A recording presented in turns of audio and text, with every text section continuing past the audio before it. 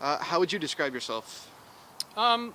Left-leaning politically, but nothing too extreme. I've kind of said over the last couple of days that I do go to protests, and I participate as much as I can. Obviously, conflicts being a thing, but that I'm not an Antifa. I don't sit in the front of the line, but I'm absolutely there, and I show up as much as I can, and I get as active as I can in the process.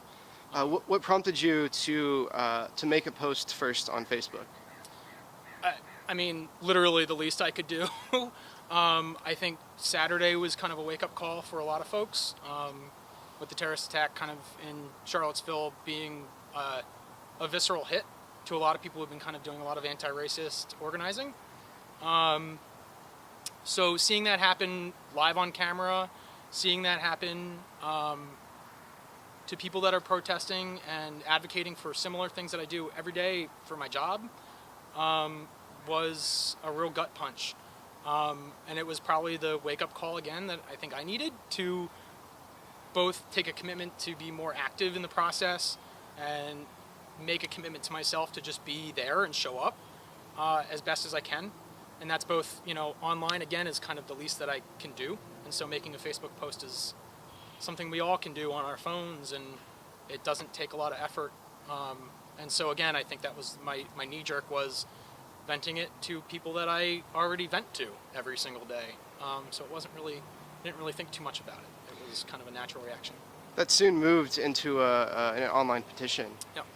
How is that petition doing so far? Over 200 signatures. I think Change.org does 100 for the initial delivery to the people that you're asking. So Mayor Ed Murray and Seattle City Council are the first two folks that I'd like to see it delivered to. And since then, it's just been kind of snowballed from there. So yeah. What is your ultimate goal? What would you like to see happen to this monument that's behind us?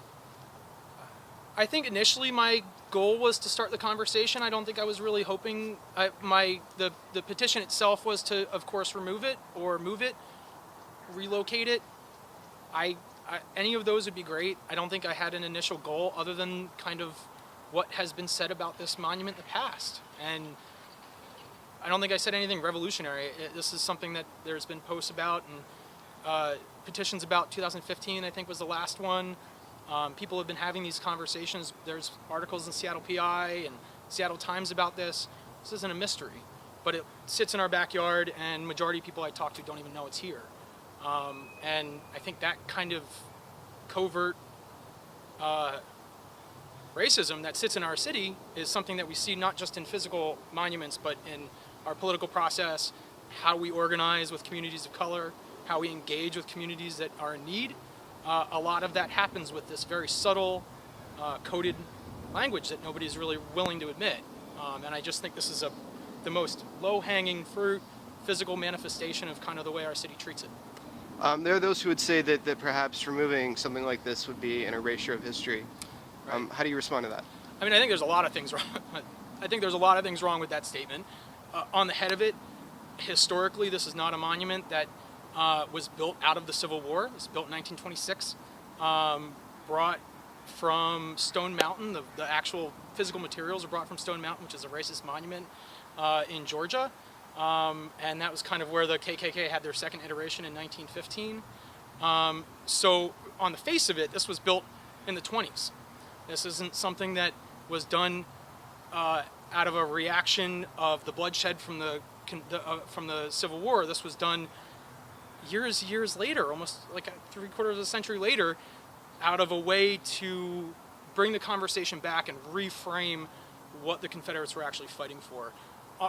Digging even deeper, the Confederate flag that's on there isn't the Confederate battle flag that was actually flown during when the Confederacy was an actual thing. So I think the idea that this is some historical marker, yeah, it might be a historical marker to people that leverage this as a way to reframe their history. And I think that could be a very valid point in a conversation we should have. But as a historical marker, as a thing that is marking the Civil War, it's just not. And to boot, we weren't even a state in the Civil War. So I think it's a little disingenuous to call this a specific Civil War historical marker.